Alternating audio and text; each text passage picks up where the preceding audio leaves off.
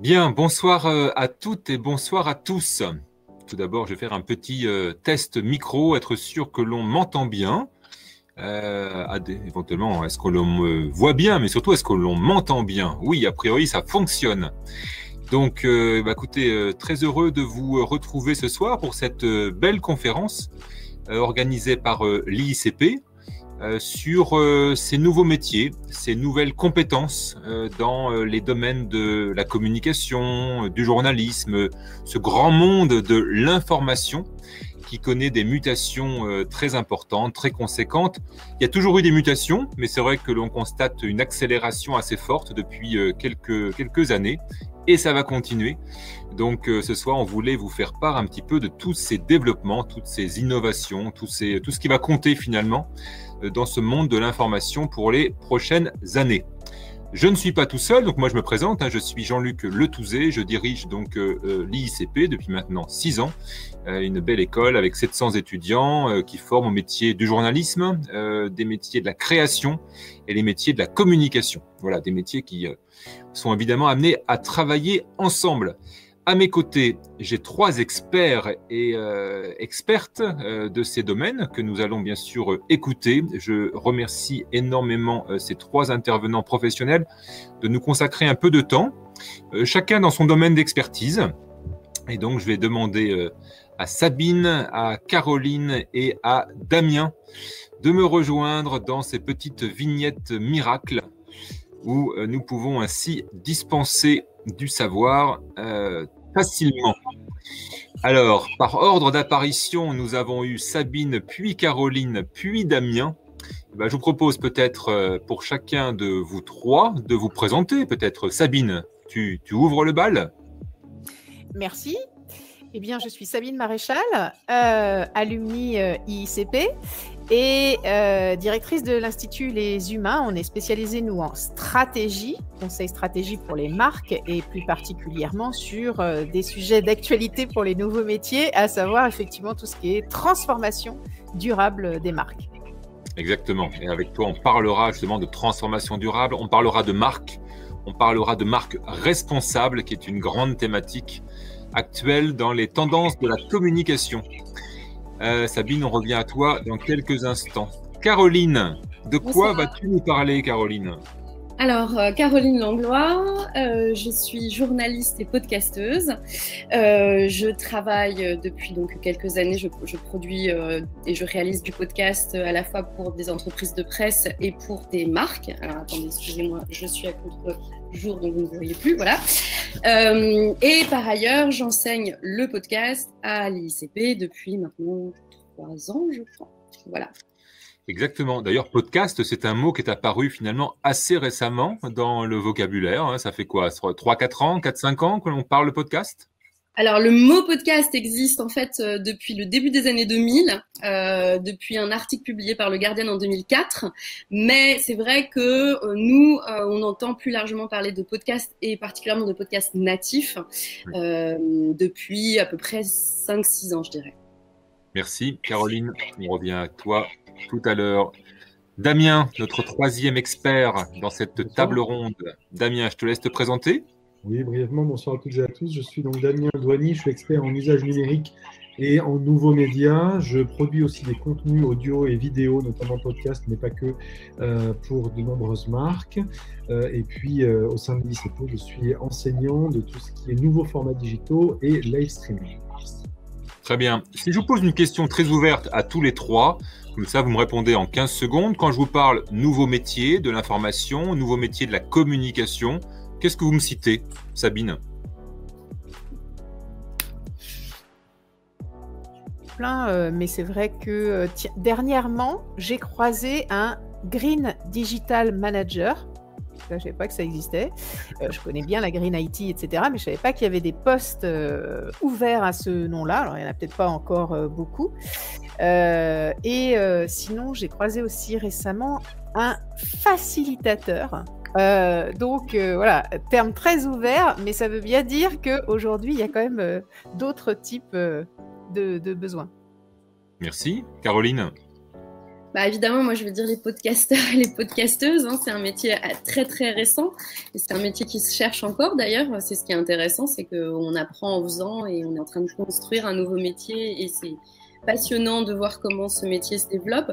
Et je pense que plus largement, je dirais tous les métiers qui sont liés au storytelling dans la communication et dans le journalisme. Voilà. Exact, c'est un mot je pense dont on reparlera tout à l'heure. Damien, même question pour toi. Ce qui me vient spontanément, c'est Brand Content Manager, ou on va dire spécialiste du brand content, en gros des contenus de marque, des marques qui deviennent des médias. Et donc, c'est globalement savoir gérer et générer ce type de contenu. Et c'est à la confluence à la fois des métiers de la communication, mais aussi de la création et du journalisme. On va rester avec toi, Damien, puisque Damien nous quittera à 19h30. Donc, on va profiter de sa présence avec nous pendant ces minutes. Damien, question. Évidemment, la transformation des métiers de l'information passe beaucoup par le digital. Est-ce que tu peux nous faire un petit point, un petit état de l'art sur le digital? Qu'est-ce que c'est maintenant le digital pour les métiers de la com et du journalisme, les métiers de l'information? Quel impact ça a sur les compétences, sur les nouveaux métiers qui émergent? Voilà, de ta fenêtre, qu'est-ce que tu vois évoluer? On va essayer de faire court. Alors, la période qu'on a vécue de confinement sanitaire, de Covid, a quand même eu un impact très fort sur les marques parce que il a fallu, pour certaines, ça les a obligées à basculer ou d'aller vers là où elles ne voulaient pas trop aller, c'est-à-dire en gros se numériser, et donc aussi repenser leur modèle. Donc on a vu quoi? On a vu apparaître des nouveaux médias, donc on a vu apparaître des nouveaux journaux par exemple.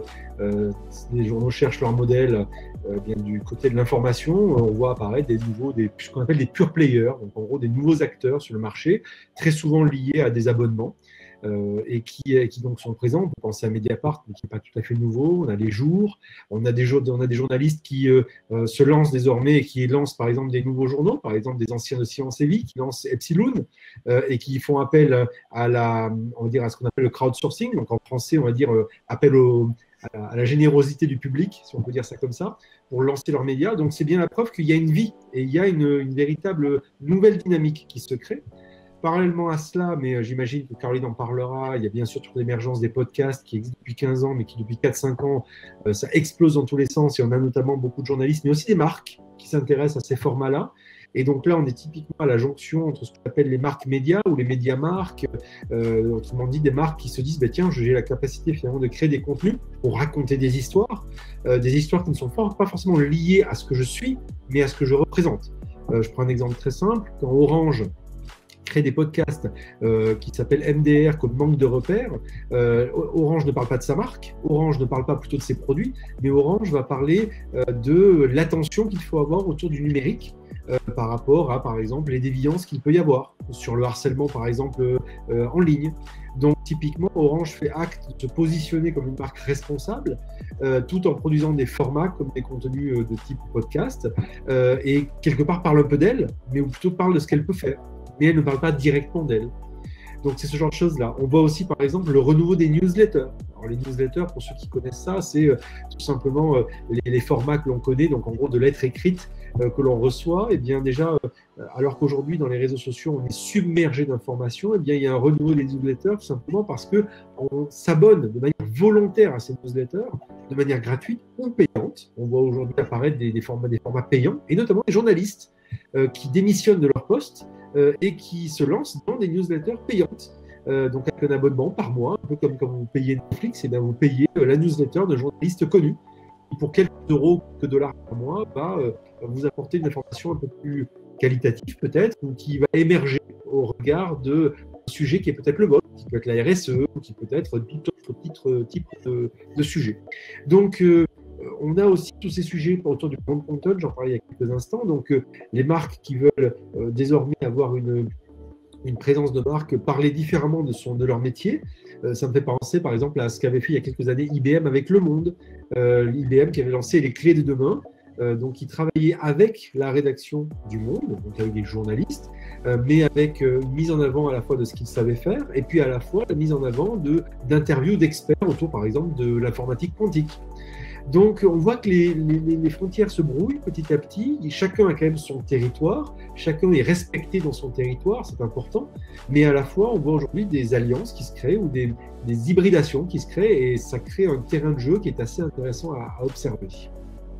Je vais te poser une question complémentaire à tout ça. Il y a un mot dont on parle beaucoup lorsqu'on parle d'évolution, c'est la data. La data, en quoi est-ce que c'est utile pour la communication, pour le journalisme? En quoi est-ce que ça contribue à transformer ces métiers? Alors, la data, ou en français la donnée, effectivement, c'est quelque chose qui aujourd'hui est crucial. D'abord parce que c'est des informations, enfin, le numérique permet de produire énormément de données. Tout est mesurable. Après, on choisit de mesurer ce qu'on veut mesurer, mais globalement, tout est mesurable. Donc, ça veut dire que si on veut mesurer la performance de ce que l'on fait, l'impact de ce que l'on fait, on peut le faire. Ces dernières années, dans le domaine du journalisme, il s'agissait par exemple de mesurer l'impact de certains articles que l'on avait à l'aune du nombre de lectures ou bien du classement dans le SEO, donc dans le référencement, le positionnement dans Google. Maintenant, ce qui est très clair, c'est que la donnée, ça permet d'aller beaucoup plus loin. Ça permet véritablement comme je le disais, de mesurer véritablement l'impact de ce que l'on fait, de travailler aussi sur les cibles, sur ce que l'on fait pour elles, et éventuellement d'adapter précisément son offre éditoriale, par exemple si on est journaliste, ou tout simplement les contenus que l'on fait. Quand on est une marque et qu'on produit des contenus, ça permet aussi de voir ce qui fonctionne bien ou ce qui ne fonctionne pas. Et donc à partir de là, on va dire précisément, de savoir cibler ce que l'on veut faire. Et donc c'est effectivement des domaines qui aujourd'hui, on va dire, viennent irriguer le domaine du journalisme et viennent irriguer le domaine de la communication. Il y a quelques années, on publiait, on faisait des campagnes, et puis après on voyait ce qui allait se passer. Aujourd'hui, quasiment en temps réel, on peut s'adapter, on peut voir ce qui se passe. Et donc, ça veut dire que aussi bien les métiers du journalisme que les métiers de la communication doivent être capables de savoir lire ces chiffres. C'est un nouvel alphabet, c'est une nouvelle grammaire. Il faut être capable de comprendre ce qui se passe et être capable d'adapter ce que l'on fait et donc de savoir décrypter ce qui se fait sans forcément sortir, on va dire, sans savoir forcément faire de l'algorithmie, mais il faut être capable d'aller dans ces niveaux-là de finesse, de compréhension. Très bien, merci beaucoup Damien. On parlera de data, j'en suis sûr, dans cette conférence. Juste pour notre public, je rappelle qu'on fait une petite intervention peut-être jusqu'à 19h25, 19h30, et après, bien sûr, on répondra à toutes vos questions. Je vais me tourner virtuellement vers Sabine. Sabine, pour parler d'un sujet que tu connais très bien, on a parlé de marque tout à l'heure, mais il y a un mot que toi, tu accoles à la notion de marque, c'est la notion de responsabilité. Sous l'impact de la RSE, sous l'impact du développement durable, qu'est-ce que ça a impacté sur les marques? Qu'est-ce que ça impacte sur la façon de communiquer de ces marques-là? Et en quoi, là encore, c'est une nouvelle compétence attendue chez les communicants? Oui, c'est clairement quelque chose qui impacte tous les métiers, et d'ailleurs pas que de la communication. J'étais encore, pas plus tard que ce matin, avec une attachée de presse et 2 journalistes justement sur le sujet, qui se plaignaient tous les 3 justement d'une incompétence majeure dans le milieu justement journalistique sur ces sujets. Donc si on les connaît pas, on peut pas les traiter, on peut pas les comprendre, et puis surtout on dit pas forcément des choses adéquates.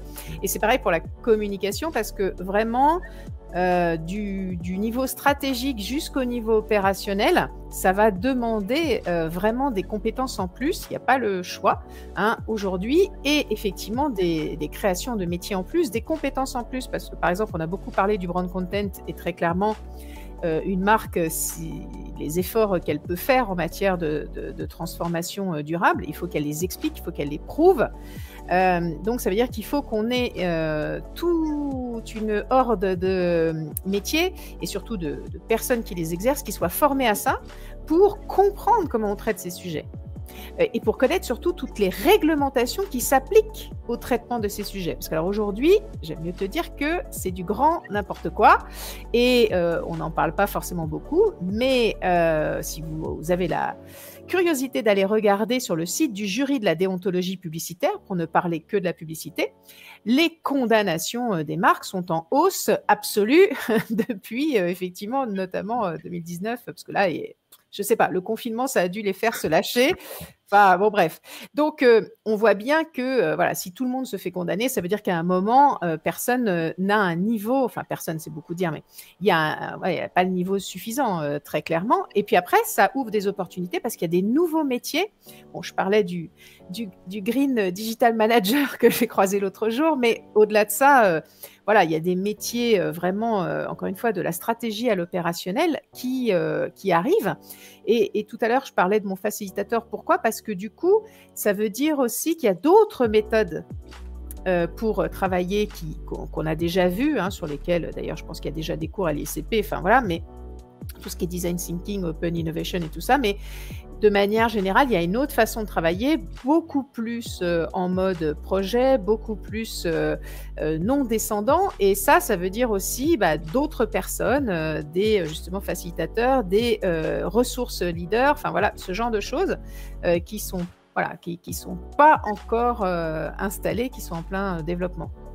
Quand on parle de communication responsable, on parle souvent d'éco-conception. Tu peux nous définir ce que l'on met dans l'éco-conception de la communication ?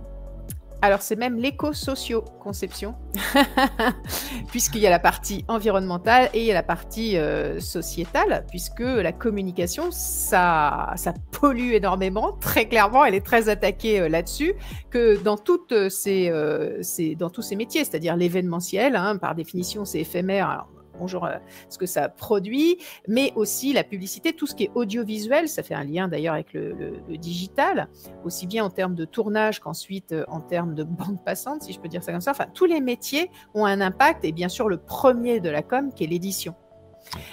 Donc ça, tout ce qui est éco-conception, effectivement, là, il y a énormément de choses à faire puisque ça impacte encore une fois tous les métiers. C'est pas juste ceux qui fabriquent. Non, si on veut bien fabriquer, que ce soit un site internet ou une brochure, ça suppose que le directeur artistique qui s'en occupe et le concepteur-rédacteur qui s'en occupe soit formé à ce que c'est que l'éco-conception, sinon comment vous voulez qu'il fasse bien.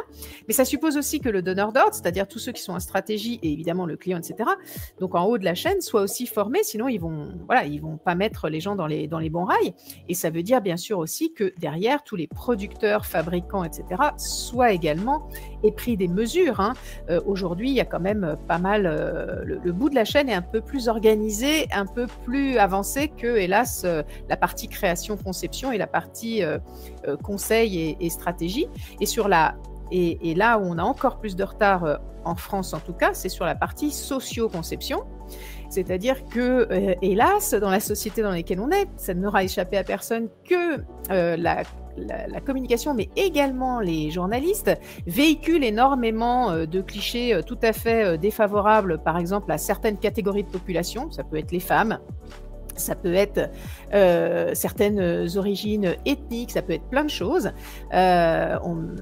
Je discutais justement ce matin avec les journalistes en question, où combien de fois dans la presse on voit truc bidule à avouer son homosexualité. Depuis quand si vous prenez le dictionnaire, avouer, ça veut dire avouer une faute, un péché, machin.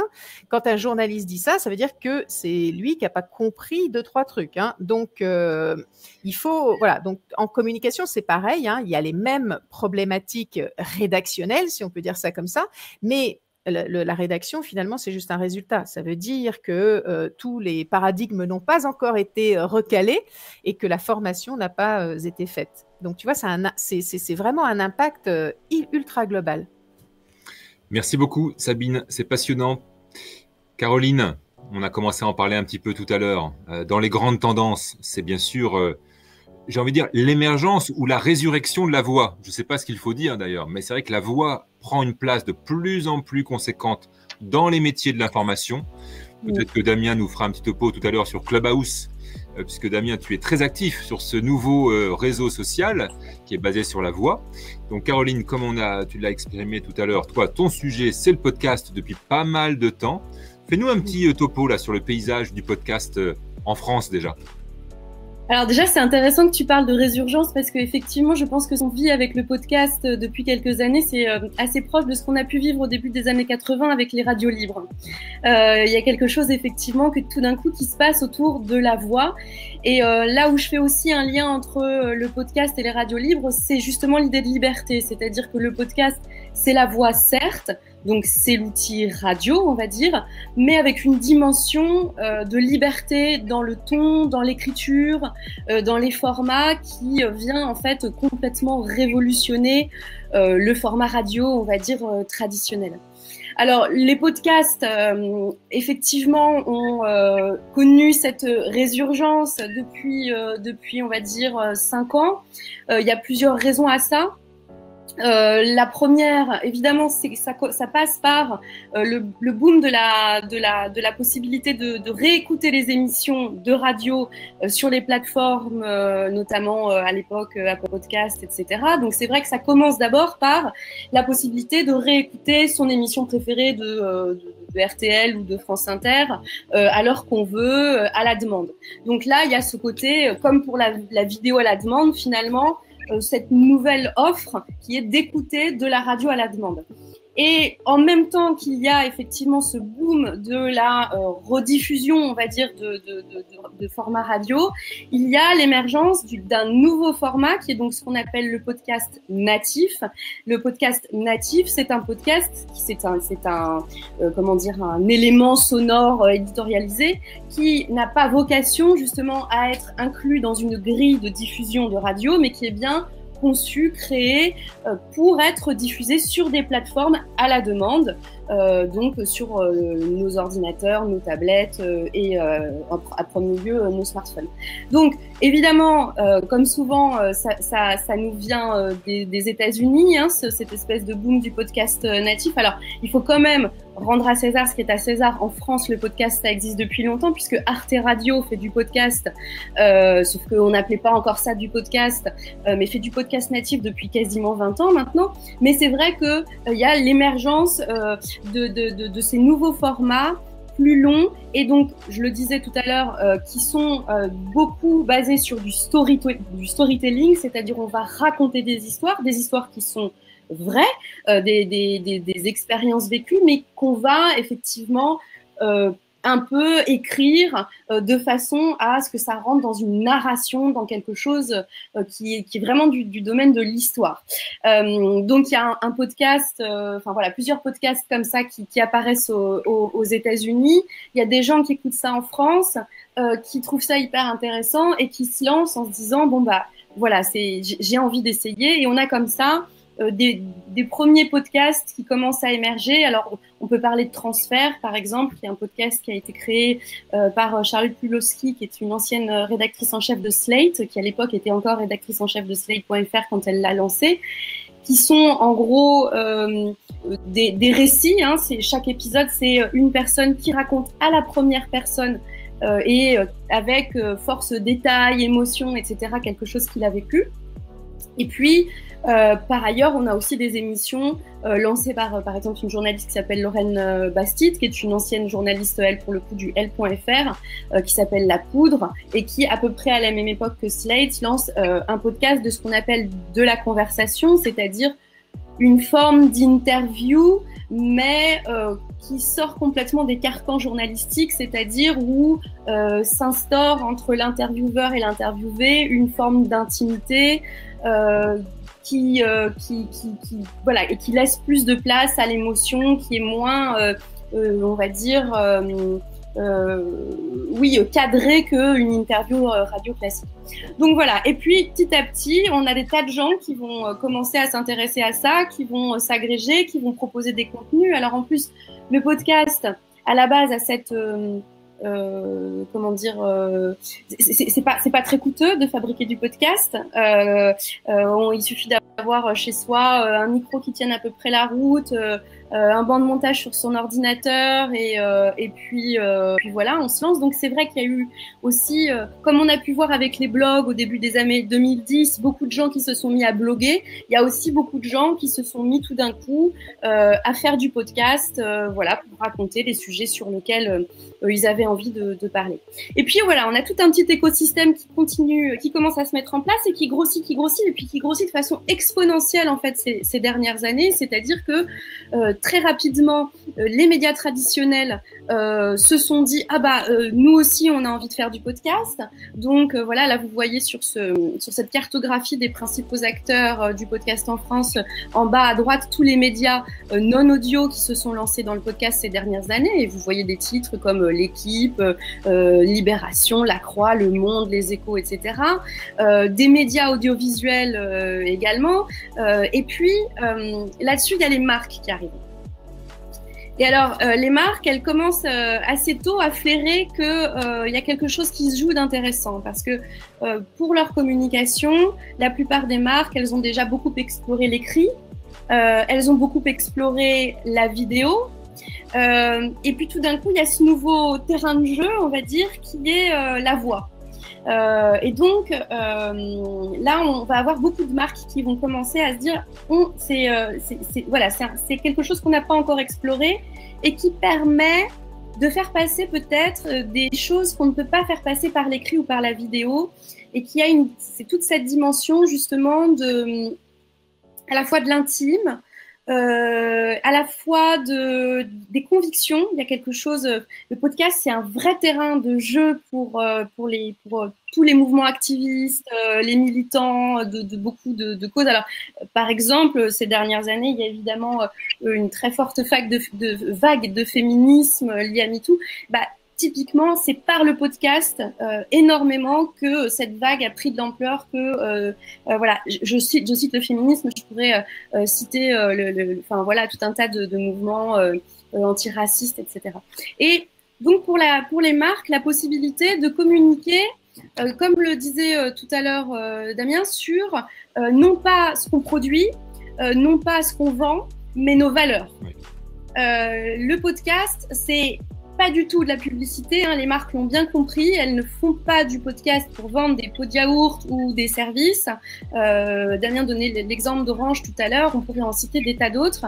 Ce que les marques vont venir chercher dans le podcast, c'est cette possibilité de raconter leurs valeurs d'entreprise, de dire certes on vend des choses, mais on a aussi des savoir-faire et des valeurs. Je prends l'exemple, par exemple, les premiers à avoir beaucoup utilisé le podcast en brand content, ce sont les grandes marques de luxe.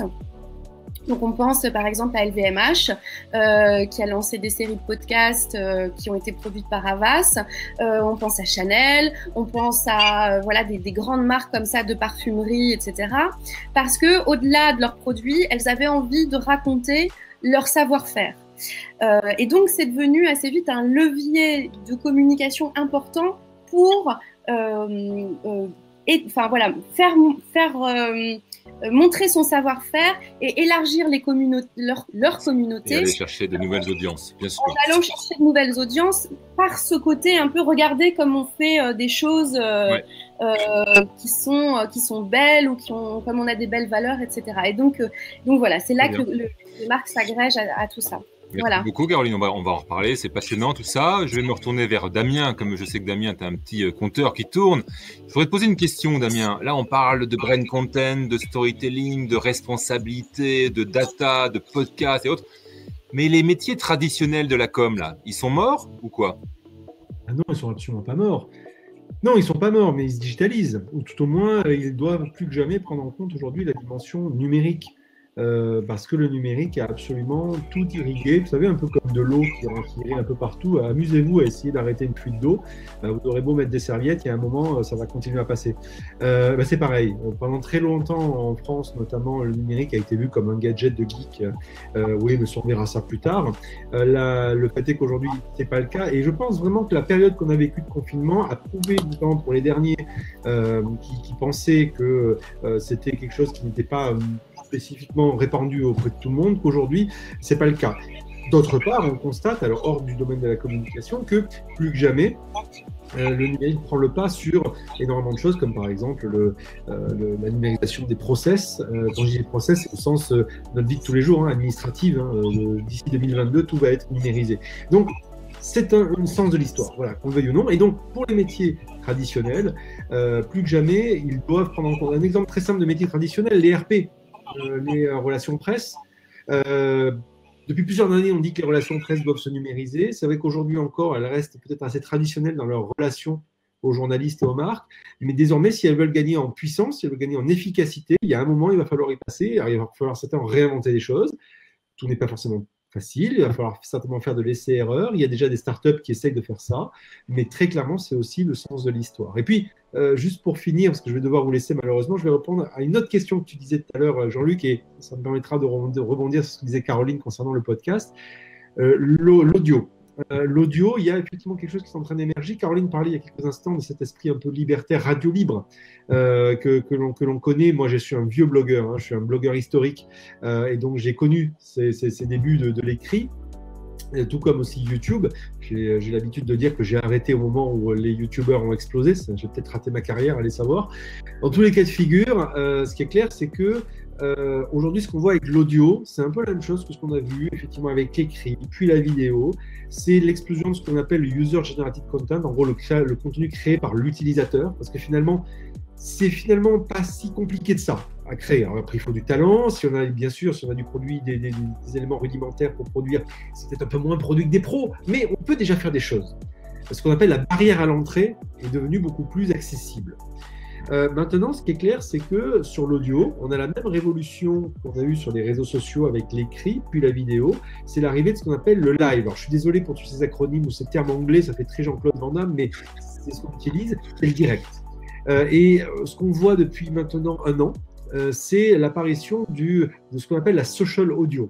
Il y a eu les médias sociaux, puis la vidéo en direct, il y a maintenant l'audio en direct, qui est quelque part un peu dans la roue de ce qui s'est passé avec le podcast, qui est l'équivalent quelque part, mais enregistré. Donc la social audio, il est encore trop tôt pour dire si c'est un flop ou un top. C'est encore un peu difficile de dire si ça va exploser, cartonner ou ça va rester ce que c'est aujourd'hui. Dans tous les cas de figure, c'est réel, c'est présent. Ça a fortement marqué les États-Unis lors de la dernière campagne présidentielle. Ça va certainement faire la même chose en France. Et ce qu'on voit, c'est qu'on a beaucoup parlé de Clubhouse, qui est une plateforme qui aujourd'hui tient le haut du pavé en termes de présence de marque. Il y a plein de plateformes qui existent derrière. Il y a Facebook, il y a Twitter, il y a les suspects habituels qui sont en train de s'équiper de fonctionnalités sociales, audio en direct. Ça marche. Et dans tous les cas de figure, c'est quelque chose qui se passe parce que ce qu'on constate, c'est qu'on croise sur ces plateformes des marques, des journalistes, des communicants, des gens, tout un chacun qui viennent et qui se mettent à dialoguer, à discuter en direct. Donc il y a des frontières qui sont en train de se flouter.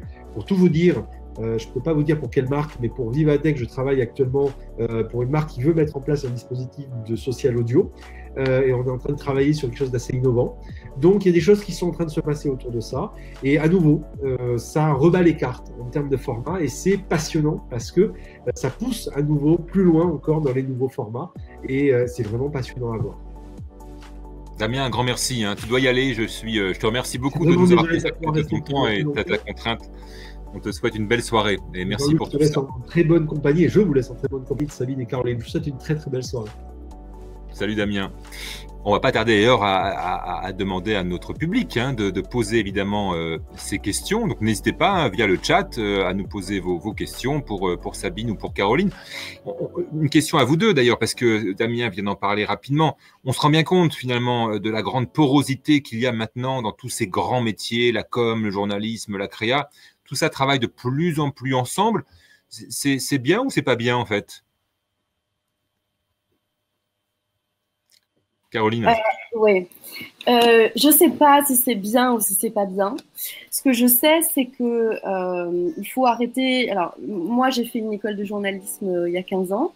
Et on nous disait que, en gros, nous, en tant que journalistes, si on passait du côté de la com, c'était franchir le Rubicon, qu'on pourrait jamais revenir en arrière, que la com, c'était le mal, que c'était l'équivalent de vendre son âme au diable que de travailler dans la communication quand on était journaliste.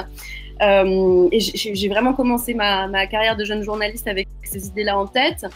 Force est de constater que je fais de la communication aussi. Je travaille alors en faisant du podcast précisément parce que dans le podcast, dans ce média-là, il y a cette porosité entre les commandes pour la presse ou en tout cas pour des médias, je veux dire traditionnels, et des commandes pour des marques. Moi, j'ai eu l'immense plaisir, par exemple, de travailler pour le musée du Louvre. c'est de la communication. J'y ai employé toutes mes compétences de journaliste, à commencer par cette honnêteté intellectuelle qui est d'après moi la première des qualités d'un journaliste. Et je suis très fière d'avoir travaillé pour eux et je ne me sens pas du tout salie d'avoir bossé dans la com. Et je pense qu'aujourd'hui, les outils sont les mêmes. Les compétences sont à peu de choses près les mêmes et que tant qu'on sait faire la distinction en fait, parce qu'il y a une distinction entre journalisme et communication et c'est une évidence, on n'a pas le même objectif quand on travaille en tant que journaliste avec une carte de presse pour un média que quand on va travailler pour une marque, c'est sûr. Mais tant qu'on a ça en tête, qu'on est honnête avec ça et qu'on sait faire distinguo quand on passe de l'un à l'autre, je ne vois pas où est le problème. Et aujourd'hui, je pense qu'il faut arrêter de dire aux journalistes que la com, c'est surtout pas, et puis de dire aux communicants, parce qu'il y a peut-être aussi un peu de ça, que ils sont moins bien ou moins honnêtes que les journalistes. Je crois qu'il faut arrêter avec ces frontières-là et accepter que ce sont deux métiers différents, mais qui mobilisent pour l'essentiel les mêmes outils, les mêmes compétences, et qu'on peut très bien passer de l'un à l'autre sans problème. Voilà. Merci. Sabine, ton point de vue sur le sujet, ça rejoint Caroline? Non, mais je me désole qu'on en soit encore à se poser cette question parce que déjà, et d'une, c'est pas un sujet nouveau. Il y a toujours eu des porosités, notamment sur la communication éditoriale, par exemple, qui est quand même bien prise en charge par des journalistes et c'est justement parce qu'on en a besoin. Mais même dans les secteurs que tu as cités, hein, c'est-à-dire dans le culturel, dans l'artistique, il y a toujours eu effectivement des journalistes sur la partie communication de ces acteurs-là. Bon, après, bien sûr que, comme tu dis, c'est pas les mêmes métiers. En revanche, il y a beaucoup de techniques, de méthodos, d'outils qui sont les mêmes. Je prendrais un réflexe, même plus une méthodo qui nous est commun, c'est le fact-checking. Le fact-checking, quand les journalistes, ça doit être, voilà, ça fait partie du job. Quand tu es communicant, voilà, même quand tu reçois un brief, hein, déjà, il faut fact-checker les chiffres de la marque. Mais de manière générale, et là, je prends ma casquette durable.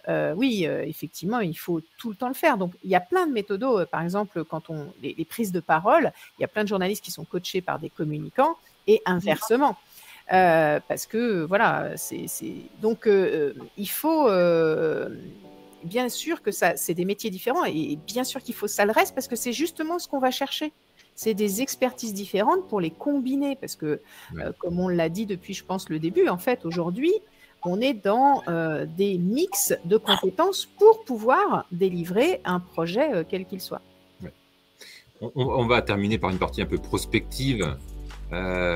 Si on essayait d'extrapoler un peu ce que seront ces métiers de l'information dans 5 ans ou dans 10 ans, bon, je ne sais pas s'il faut regarder dans les cartes ou ailleurs, mais qu'est-ce que vous voyez à horizon 5 ans? 5 ans, c'est loin, hein. Qu'est-ce que vous voyez? Tu veux commencer, Sabine?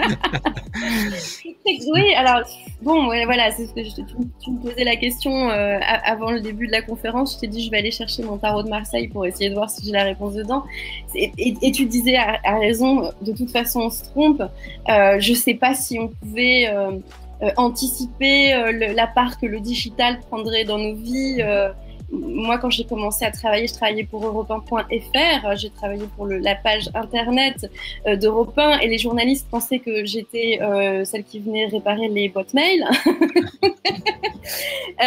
Donc, de toute façon, je pense que quoi qu'on puisse dire, on va se tromper. Moi, je peux simplement faire un constat qui est que pour ce qui est du journalisme, hein, et là, je laisserai Sabine répondre sur la communication, il y a une défiance très nette des Français à l'égard des médias, du journalisme. Voilà, toutes les enquêtes d'opinion le montrent. On ne nous fait plus confiance. Les journalistes sont très souvent accusés à tort ou à raison, et souvent à raison, de vivre dans des sphères déconnectées de la réalité, de véhiculer des idées archaïques d'un autre âge. Sabine le disait très bien tout à l'heure, quand on lit encore des titres où on parle de féminicide en parlant de crime passionnel, on se dit qu'il y a quand même vraiment quelque chose où les journalistes, là, ils sont à la rue, quoi, pour certains. Moi, je pense que ce que je souhaite, en tout cas, je ne sais pas si ça va se passer, mais ce que je souhaite, c'est que on arrive à redonner confiance en les médias et en le travail du journaliste. Et pour moi, ça va passer par une idée importante qui est d'arrêter de faire croire que les journalistes sont des gens neutres, que les journalistes sont des gens qui n'ont pas d'opinion et que les journalistes, leur travail, c'est de délivrer une information dénuée de toute forme d'affect. Ça n'est pas vrai. C'est un immense mensonge encore une fois, on enseigne dans les écoles de journalisme, mais qu'on donne au public. Et les gens se rendent bien compte que ça n'est pas vrai. Ça n'est pas vrai. Un journaliste, il choisit un angle, il choisit un point de vue, il choisit des intervenants, il choisit les questions qu'il pose. Et je pense que la réconciliation, elle va aussi passer, à mon sens, par une remise à plat de qu'est-ce que c'est qu'un journaliste et quelle est sa fonction. Et je pense que nous, journalistes, on a un travail à faire d'honnêteté intellectuelle, de dire... non, on va pas vous donner. Évidemment, on fait du fact-checking et on continue de faire la chasse aux fake news et de ne pas essayer d'influencer les auditeurs, les auditrices, les lecteurs et les lectrices, mais d'avoir cette honnêteté de dire je parle de là où je me place. Et avec le podcast, il y a enfin ce truc de quand on est podcasteur, quand on est journaliste et podcasteur, on est très transparent sur voilà d'où je parle et d'où je me place quand je parle. Oui. Et je pense que c'est aussi pour ça que les gens apprécient le podcast, parce qu'il y a une forme de transparence dans le podcast. Donc voilà, je ne sais pas ce que ça donnera dans les années à venir, mais je souhaite en tout cas qu'on aille vers plus de transparence sur ces sujets-là. Transparence et authenticité. Et authenticité et honnêteté intellectuelle. Et honnêteté intellectuelle. Merci beaucoup, Caroline. Sabine, même question. Boule de cristal à 5 ans. Je dirais que le problème est le même, c'est-à-dire il y a une remise à plat du métier de communicant. Qu'est-ce que c'est qu'être communicant?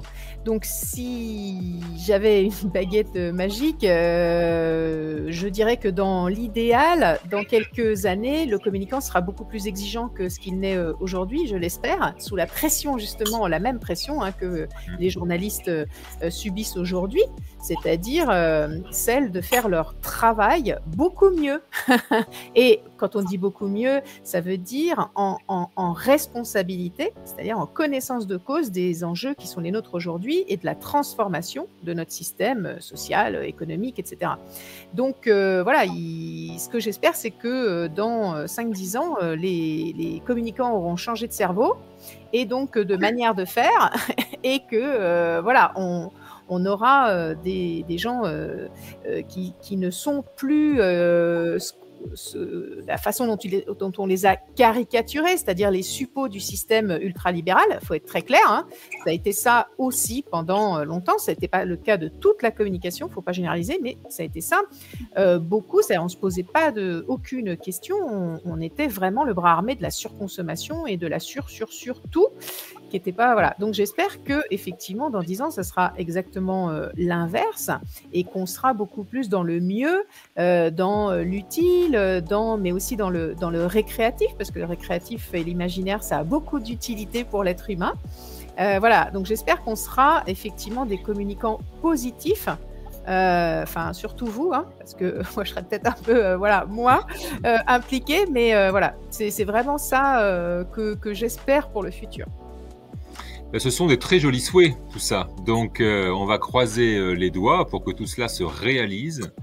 Il est 19h46 et il n'y a pas beaucoup de questions dans le chat, donc j'espère que cette conférence vous a plu. En tout cas, moi, ça m'a beaucoup intéressé. Vous voyez, en monsieur loyal, je vous remercie beaucoup. Je rappelle d'ailleurs que par rapport à ces nouveaux métiers, nouvelles compétences, nous avons au sein de l'ICP de nouvelles formations qui se lancent. C'est intéressant aussi de regarder finalement l'évolution des programmes de formation des écoles comme la nôtre, leur évolution finalement sur des temps très courts. Et là, je rappelle que pour la prochaine rentrée, nous aurons un master de podcasteur dans lequel, Caroline, tu es évidemment extrêmement impliquée. Sabine, toi, tu es très impliquée sur un master de communication et marketing responsable, RSE et développement durable.